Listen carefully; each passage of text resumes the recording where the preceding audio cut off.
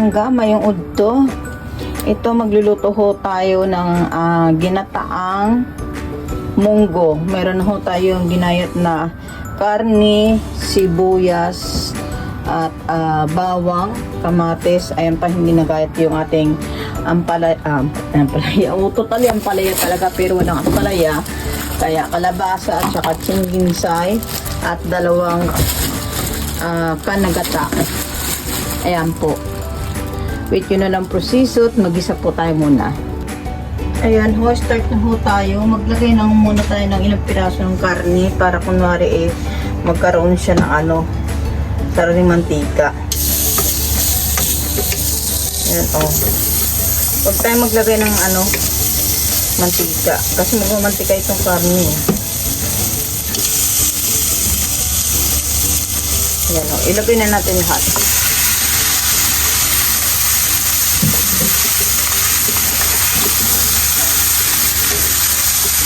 Tayo natin siya magmantika mga palangga. Kasi gagawin na sariling mantika at isagay lang tayo ng kaunting ingredients muna. Ayun.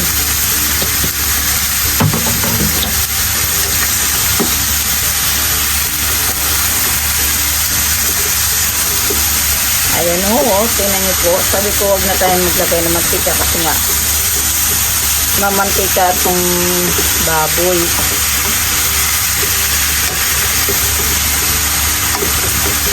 Okay.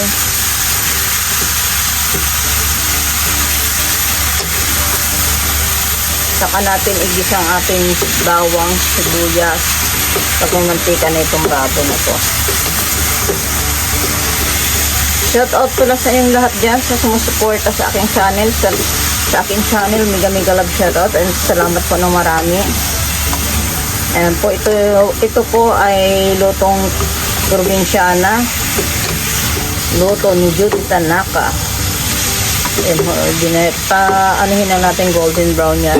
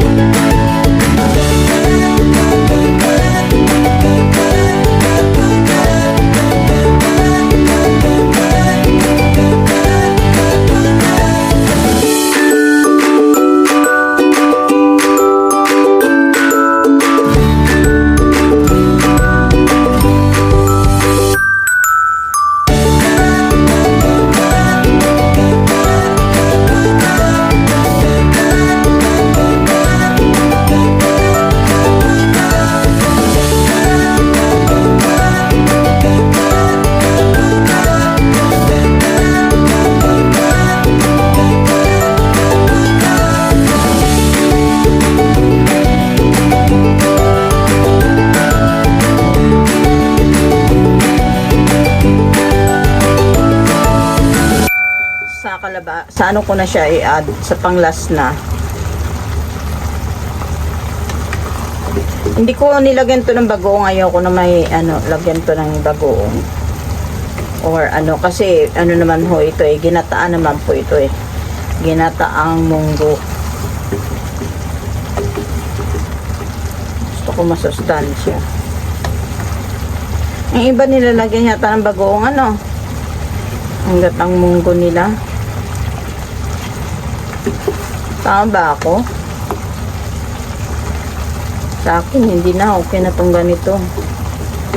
Para di maalat. Lagi na lang naman po ang patis siguro kung kulang sa lasa. Pero may gata naman ho tayo eh. Ayan po, hayaan na lang po natin sa dyan. At balikan ko kayo mamaya. Pumapalangga ang ating munggo. Ayan. Tapos ito naman ang ating ginisa. Tatapos ang natin dyan mamaya dito. Sali natin pagluto ng ating munggo. Ayan. Oh, looks yummy. Wow! Medyo maingay ang exhaust pa namin kasi malakas ang hangin dito ngayon.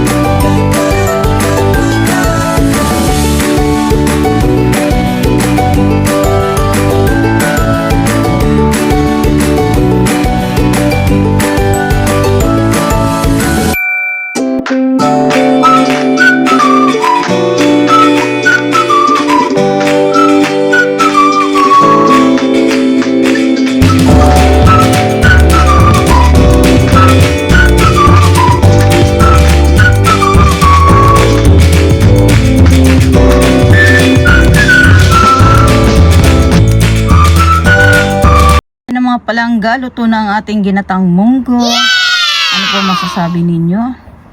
Wow! Looks yummy. Ayan, tara na mga palangga, sabay niyo ako sa pagkain. Kain po tayo. Thank you Lord, thank you Jesus. Salamat po sa pagkain nito sa araw-araw po. Maraming salamat po sa buhay na ibinibigay ninyo. Bendisyon ninyo yung grasya, kabakod kusog sa amin lawas. At maraming salamat po Panginoon Diyos. In Jesus name, we pray. Amen. Oy, itadaikimasu. Itadaikimasu minasang.